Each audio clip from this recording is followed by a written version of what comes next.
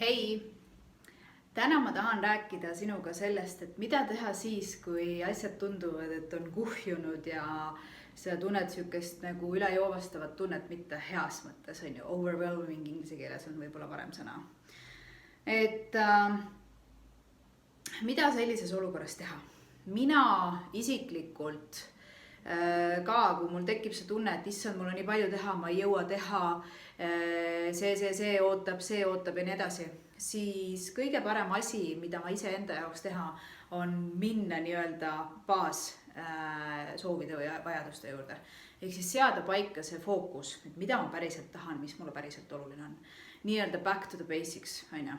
Ja teinekord on niimoodi, et see ülejoovastav tunne või see nii-öelda liigne nõudlikkus iseenda suhtes ei tea enam kuhu poole joosta, tuleb sellest, et meil ongi nii-öelda siis nii-öelda alus kõikuma löönud, et mis meil üldse oluline on ja me jookseme pigem selle järgi, kuidas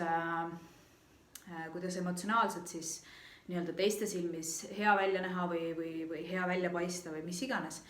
Aga me ei mõtle enam selle peale, et mis meie jaoks päriselt oluline on, eks. Ja mis ma siis teen? Ma vaatan, eriti kui see puudutab tööd, on ju, et meil kipuvad asjad kuhjuma aeg-ajalt, siis see tegelikult ulatub minu silmis palju kaugemale kui lihtsalt töö. Kui minu isiklikud vajadused on katmata, siis ma ei suuda ka tööl anda endast nii palju, kui ma tahaksin ja saaksin anda ja võiksin anda. Ja mis tähendab minna siis tagasi nende baasvajaduste juurde ongi see, et kas ma olen õnnelik. Kas mul on kõik olemas, mida ma isiklikult vajan? Võib-olla vahest on see, et mulle kuhjuvad kõik asjad sellepärast, et ma pole saanud iseenda jaoks aega võtta. Ma olen tahtnud minna ja olla paar tundi iseendaga. Minu puhul näiteks ma olen tahtnud minna ja kirjutada päevikut, et endas natukene selgust saada oma mõtete ja tunnete ja emotsioonide mõttes. Teinekord on see, et kas minu suhted on korras.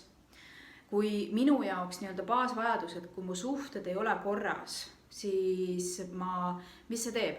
See võtab iga päev minult energiat ja ma mõtlen selle nii-öelda suhte probleemi peale. Näiteks on mul, ma ei tea, tütrel on koolis mingid mured ja see peegeldub koju. Ja siis nii-öelda tekib see konflikt, et mina tahan talle oma mingeid mõtteid pähe panna, mis võib-olla aitaks tal seda olukorda lahendada. Tema ei saa sellest veel aru, ta ei mõista seda nii. Ja siis ta näeb seda niimoodi, et mina näiteks riidlen. Ja see kogu situatsioon, see häirib mind. Ja ma nii-öelda mõtlen, kas teadlikult või alateadlikult, ma olen kogu aeg selles, et kuidas seda olukorda lahendada niimoodi, et kõik osapooled oleksid õnnelikud. Või on see mingi lihtne soov, et ma olen tahtnud...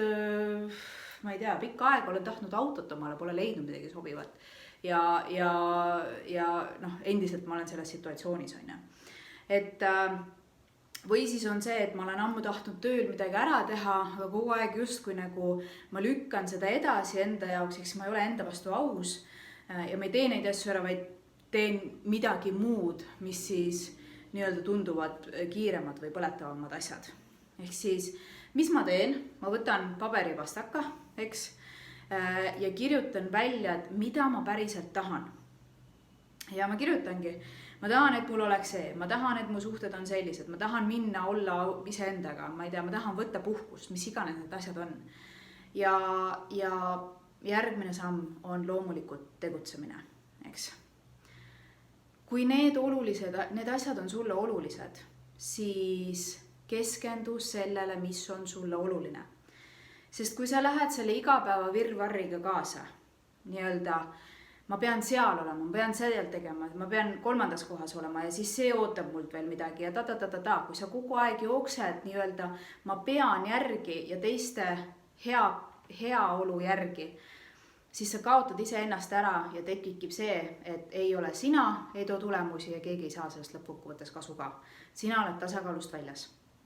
Ehk siis, kui sa oled välja kirjutanud omale selle, mis on sinu jaoks oluline, siis tee need asjad ära, et see asi ei kummitaks sul enam peas, on ju, ja üleüldse sinu elus. Sest kui see kummitab su peas, ta võtab nii palju energiat ja sa mõtled kogu aeg sellele nii-öelda situatsioonile või probleemile ja kui sa ei ole seda ära lahendanud, siis sa ei saa anda endast ka väljaspool kõike, näiteks tööl produktiivsuse mõttes, on ju, et oma karjääri arendada, edasi arendada. keskendu sellele, mis on tähtis sinu jaoks. Ole iseendale truu, ole iseenda vastu aus. Mitte ära reageeri sellele, mis on nii-öelda tulekahju. Või parimal juhul on see, et võtta aega omal nii-öelda tähtsate asjadega tegelemiseks ja siis võtta aega nende tulekahjude kustutamiseks.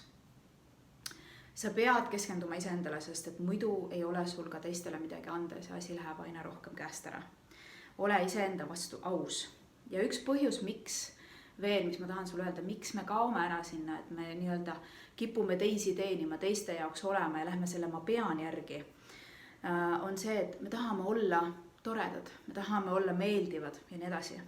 Aga see on üks suur konflikt meie sees, mis tegelikult ei vii meid kaugele sinna, kuhu me tahame jõuda, vaid tegelikult kaevab meid aina sügavamasse sellesse kohta, et me olemegi kadunud ja me ei tea enam, mida teha, just kui tundub nii palju asju ja nii edasi.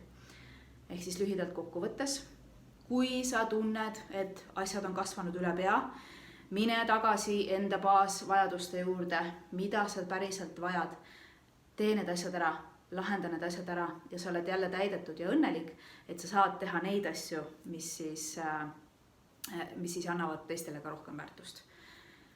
Mina olen Liina Vettik, ma soovin sulle imelist alanud nädalat, kohtumine järgmine nädal. Tšau!